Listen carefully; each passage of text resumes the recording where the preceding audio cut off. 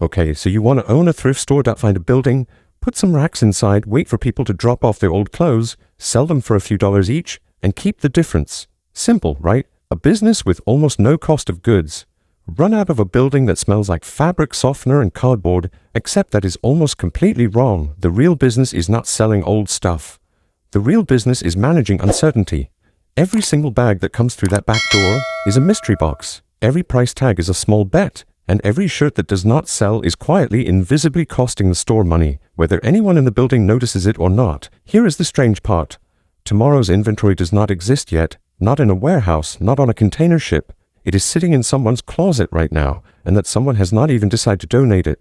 A normal retailer can call a supplier and order more inventory. A thrift store cannot. It has to wait for humans to clean out their garages. So how does anyone build a business around something this unpredictable? Let's walk through it. Start with the money. A single donated designer jacket can generate more profit than selling dozens of ordinary t-shirts combined.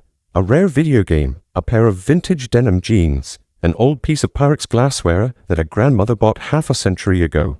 These are the hidden jackpots that keep a lot of thrift stores standing. Picture a single unsorted donation box. Inside it, 50 completely ordinary garments sit next to one vintage handbag. The 50 ordinary shirts might each sell for $3 to $5. That barely covers the labor it took to sort them, tag them, and put them on a rack. But that one handbag, which cost the store nothing to acquire, can be priced anywhere from $100 to $300. One single sale like that can cover a meaningful chunk of that store's rent for the entire month. This is not an accident. It is the actual financial engine of the business. Most items barely break even. A small handful of items carry the whole operation on their back. Customers are hunting for treasure. The store is hunting for profitable randomness, hidden inside completely ordinary bags of donated stuff. Now, where does that randomness even come from? In a normal business, you sign a supply contract. You agree on quantity, price, and delivery date. A thrift store cannot do any of that. Its suppliers are people cleaning out garages, families packing up a house to move, estates settling a relative's belongings, businesses shutting down and liquidating their stock, and ordinary people just doing a closet purge. None of these people sign anything. None of them promise to show up next Tuesday with 40 pounds of clothing. So the supply of inventory does not follow factory schedules. It follows human behavior, and human behavior moves with the economy. When the economy slows down, donations tend to rise, because households are consolidating and cutting back, and at the very same time, more shoppers walk through the door looking for cheaper options. When the housing market is hot and people are moving homes constantly, furniture and housewares flood in. And every spring, without fail, cleaning season buries the backroom in bags nobody was expecting. A thrift store manager is not forecasting a factory's output. He is forecasting the mood of an entire neighborhood. Here is where most people get the economics wrong from the very start. They assume donated inventory is free, and free means pure profit, but free is not the same as costless. Every single item that comes through that door triggers a chain of paid labor before it ever reaches a shelf. Someone has to receive it, someone has to sort it, someone has to inspect it for stains, damage, or missing parts. Electronics need to be tested to make sure they actually work. Clothes may need cleaning or steaming. Someone has to research the item, decide on a price, and print a tag. Someone has to physically carry it to the floor. And whatever does not sell eventually has to be hauled away and disposed of, which also costs money. Industry data shows that operating costs alone consume somewhere between 40 and 60% of gross revenue in the secondhand retail business. So take a cheap, low-quality garment. It might cost around $2.50 in cumulative labor and handling before it ever reaches the rack. If it sits there for 3 weeks and finally sells for $2, that item did not make the store money. It lost money. The donation was free. Turning it into a sellable product was not. If you are enjoying this so far, take a second to subscribe to the channel and like this video. It genuinely helps. Now think about what that means for the building itself. Customers only ever see the sales floor, the neat racks, the little price tags. What they never see is the hidden factory running behind that curtain. A donation drops into a receiving bay. It gets dumped into a sorting hopper. Workers separate soft goods like clothing from hard goods like housewares and electronics. And anything contaminated or broken gets pulled immediately. Clothing then gets graded, some pieces sorted into a premium boutique section, some into general stock, some into a lower tier bin. Electronics get powered on and tested for safety. Then comes pricing, tagging, and finally, staging the item onto a cart and wheeling it out to a specific zone on the floor. Every hour an item spends sitting untouched in that back room is an hour it is earning nothing while still taking up space. Speed is not a nice to have in this business. Speed is survival. And once an item finally does reach the floor, someone still has to answer an almost impossible question. What is it actually worth? A brand new product has a manufacturer's price printed right on the box. A used product has nothing. How much should a desk lamp from the 1980s sell for? A vintage wool coat? An old oil painting nobody can identify? A second-hand blender that still works fine? There is no catalog for any of this. So stores build pricing systems instead of chasing a perfect price for every single item. Some categories get a flat price, so every basic men's shirt might sell for the same few dollars regardless of brand, which keeps the line moving fast. Some stores build a tiered matrix, so a recognizable mid-range brand gets bumped into a higher price bracket than a completely generic one. And then there is a small category of items pulled aside entirely for individual research, usually rare or luxury pieces, where someone actually looks up what similar items have sold for before setting a price. Get the price wrong in either direction, and there is a cost. Price something too high, and it just sits there, taking up valuable floor space while collecting dust. Price it too low, and a professional reseller buys it in 30 seconds and resells it online for 10 times the price. Pricing in this business is not a science. It is controlled guessing, and the goal is simply to guess well enough, often enough. Neither mistake is obvious in the moment. A price that is 10% too high does not look wrong on the tag. It just quietly sits there for an extra month, and by the time anyone notices, the cost has already been paid in wasted floor space and wasted labor. But here is something worth noticing. None of this pricing complexity seems to scare customers away. If anything, it is part of the appeal, because a thrift store is not really selling clothing and housewares, it is selling a hunt. Unlike a supermarket, where the shelves look nearly identical every single week, a thrift store's floor changes completely every few days. Nobody knows what will be there tomorrow, including the staff. This unpredictability behaves almost exactly like a reward system in a game. Every visit carries a small chance of a big win, and that small chance is enough to bring people back again and again. On top of that, almost everything on the floor is a single unique piece. If a shopper hesitates for even a few minutes, somebody else might grab it. That pushes people to decide fast instead of walking away to think it over. And there is a second layer of satisfaction sitting underneath all of this. It is not just about owning the item. It is about the feeling of getting something valuable for far less than it should have cost. This is exactly why secondhand shoppers overwhelmingly prefer walking into a physical store instead of scrolling online. Well over 3/4 of all secondhand clothing spending still happens in person, inside real buildings, because the treasure hunt simply does not translate the same way onto a screen. So the excitement depends entirely on novelty, which raises an odd question. What happens to that excitement when the shelves stop changing and the same old stock just sits there? It turns out that full shelves are actually a warning sign, not a good one. In ordinary retail, empty shelves mean you are losing sales. In a thrift store, overflowing racks usually mean the opposite. They mean nothing is moving. An overstuffed rack makes browsing physically harder. Customers get tired of digging through clutter and give up faster. And a rack packed with the same old stock for weeks signals, even subconsciously, that this store never changes, which is the exact opposite of what keeps people coming back. So most well-run stores build in a discipline around this. A new item might launch at full price for the first week or so. If it has not sold, it gets marked down by roughly a quarter the following week. If it is still sitting there, another markdown, maybe cutting the price in half from where it started.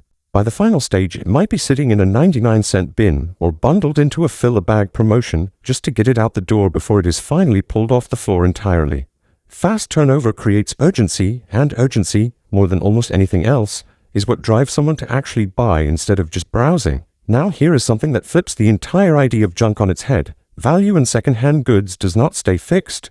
It moves with culture, and it can move fast. An ugly holiday sweater that nobody wanted a decade ago becomes a genuinely desirable vintage piece today. Furniture styles that looked outdated a generation ago are suddenly back in demand for modern homes. Old cassette players, once destined for the trash, are now sought after by collectors. The physical object has not changed at all, not one bit. Its economic value has changed completely, seemingly overnight. But there is a serious complication hiding underneath this trend, and it is reshaping the entire industry. Over the last couple of decades, ultra-cheap fast fashion brands have flooded closets everywhere, with clothing built to last only a handful of wears. Older garments made from decades ago were typically built with heavy natural fabrics like cotton and wool, with sturdy stitching meant to survive years of use. Modern fast fashion pieces are mostly synthetic blends with light stitching, designed to follow a trend for a season and then fall apart. In some regions, as much as 75% of incoming clothing donations are now considered unsellable on the retail floor purely because of this quality collapse.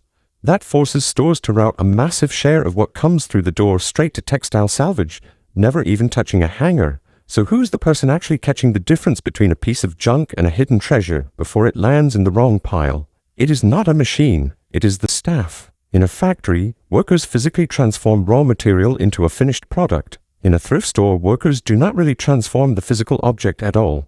What they create is information. A sorter looking at a jacket is not just checking if it is clean. They are recognizing a brand, spotting real stitching versus a counterfeit, identifying a designer label buried under a plain-looking exterior, or catching that a piece of glassware is actually a valuable vintage collectible. That single judgment call is the difference between an item selling for $4 or $150. An experienced, well-trained sorter can generate thousands of dollars in extra value simply by catching things an untrained employee would miss completely. Which means, somewhat counterintuitively, that training and retaining good staff is one of the highest return investments a thrift store can make.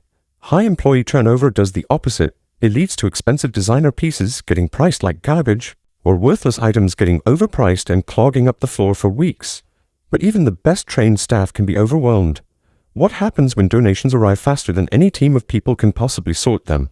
In normal retail, more inventory arriving is a sign of a healthy, growing business. In a thrift store, an uncontrolled flood of donations can actually break the operation. When donation volume outpaces processing capacity, the backroom becomes congested almost overnight. Workers end up spending their time just moving unsorted pallets out of the way instead of actually sorting anything, which drags productivity down even further. Storage costs climb because stores may need to rent extra off-site space just to hold the backlog, and in the most extreme cases, stores actually have to refuse donations or temporarily close their drop-off bins, which sounds absurd for a business built on free inventory. But it happens more often than people assume. This is why clearance sales are not a sign that a store is struggling. They are one of the most important tools it has for staying alive. Every single day an item sits unsold, it is quietly consuming rent through the square footage it occupies, and it is consuming labor through the cleaning and retagging it requires. Once that holding cost starts to exceed what the item will realistically sell for, keeping it on the floor becomes a losing bet. Getting 90% off cash into the register today beats holding out for a full-price sale that might never come. Most well-run chains structure this as a cascade. An item might spend its first couple of weeks at full matrix price. Then it moves through a rotation of color-coded discount tags, drop in by a quarter, then a half, then further still. What survives all of that ends up on a 99-cent rack or bundled into a fill-a-bag deal, and whatever is left after that gets sold off in bulk, often by the pound, to bargain-hunting resellers who sort through massive bins looking for anything the store missed. Whatever textiles remain after even that get compressed into enormous bales and sold to salvage companies who convert them into industrial rags, insulation material, or ship them overseas to secondary markets. Nothing that enters the building leaves without generating at least some value, even if that value is measured in cents per pound. For decades, this entire system worked because local thrift stores had almost no competition for information. A rare item could sit on a rack for $3 because the staff had no quick way to check what it was actually worth anywhere else. That changed completely with the rise of online resale platforms and instant price-checking apps. Now staff and shoppers alike can pull out a phone, scan a barcode, or search a brand name and instantly see what an item is selling for nationally. The scale of this shift has been enormous. The global secondhand market is now valued at roughly $289 billion, and it is projected to climb to around $393 billion within the next several years. In the United States alone, the secondhand market sits at about $30 billion today, and it is expected to more than double to nearly $79 billion by the end of the decade, with online resale alone projected to roughly double as well. This cuts both ways for a physical thrift store. On one hand, well-run operations now screen incoming donations more carefully, pulling aside genuinely valuable pieces to sell online at full national market value instead of a bargain local price. On the other hand, shoppers walking the aisles are far less likely to stumble onto an accidental steal because pricing mistakes get corrected almost instantly by a quick phone search. And there is a deeper structural shift happening too. Consumers increasingly sell their best pre-owned items directly online themselves, which means the average quality of what actually reaches a physical donation bin has been quietly declining. So in a world where the best inventory increasingly bypasses the store entirely, what keeps donations flowing in at all? A large part of the answer is trust, specifically charitable trust. Thrift stores generally fall into one of two ownership models, and the difference between them matters more than most shoppers realize. Non-profit operators hold formal tax-exempt status, which means every donation is technically tax-deductible for the donor. That single incentive keeps a steady stream of free inventory flowing through the door. And because shoppers believe their money is funding a good cause, whether job training programs, shelters, or community services, they are noticeably more willing to accept a slightly higher price tag than they would at a purely commercial store. For-profit operators run a different playbook entirely. Rather than collecting donations directly from the public, many of them sign bulk purchasing agreements with local nonprofit partners, paying them a small set rate per pound of donated goods collected, often just a few cents per pound. This gives the nonprofit partner steady, predictable income while giving the commercial store guaranteed volume without relying on walk-in donations at all. Over a 5-year period, the largest commercial thrift chain in North America has paid its non-profit partners somewhere in the range of $490 to $530 million through this exact arrangement. Either way, reputation is not just a marketing asset, it is a direct input into the supply chain. Now here is a question worth pausing on. Most people assume the biggest threat to a thrift store is shoplifting. It is not the far bigger danger is slow-moving inventory. Every single day an item sits unsold. It is consuming square footage that has a real daily rental cost, plus ongoing labor for retagging, refolding, and cleaning. Multiply that quiet daily drain across an entire backroom and sales floor packed with slow movers, and it becomes clear that the biggest leak in this business is not someone walking out the door with a stolen item. It is hundreds of items just sitting there, doing absolutely nothing, for months at a time. Time itself is one of the most expensive costs in this entire business, and it is almost completely invisible on a basic sales report. Think about it this way. A shirt sitting on a hanger does not look like it is costing anyone anything. It is not broken. Nobody is stealing it. It just sits there, quietly taking up a few inches of a rack that could otherwise be holding something fresh, something a customer has not already walked past a dozen times. Multiply that by hundreds of items sitting in that same state across the sales floor in the back room, and the losses stack up in a way that never shows up as a single dramatic event. There is no alarm that goes off. There is no security tape to review. It is simply money leaking out of the business, one unsold item and one wasted week at a time. Well-run stores track this constantly, measuring how many units a worker can process in an hour and watching how long items sit before they sell, because those two numbers quietly predict profitability far better than the sales total on any single day. So let's actually run the math the way an owner would have to. Picture a modest, single-location thrift store. A realistic monthly revenue figure for a store of this size lands somewhere between $10,000 and $30,000, depending on foot traffic, location, and how fast inventory turns over. Let's take a reasonably healthy month and say this store brings in $20,000 in sales. Now subtract the cost we already walked through. Rent and utilities for the space, wages for the sorting, tagging, and floor staff, cleaning supplies, tagging materials, and disposal fees for anything that never sells. Industry figures put total operating costs at somewhere between 40 and 60% of revenue. Taking the lower end of that range, 40% of $20,000 is $8,000 in operating costs. That leaves $12,000 before accounting for everything else that can go wrong, which on paper works out to a net margin somewhere close to the 15 to 20% range that well-run stores in this industry tend to target. That is the optimistic scenario. Steady donations, efficient sorting, a healthy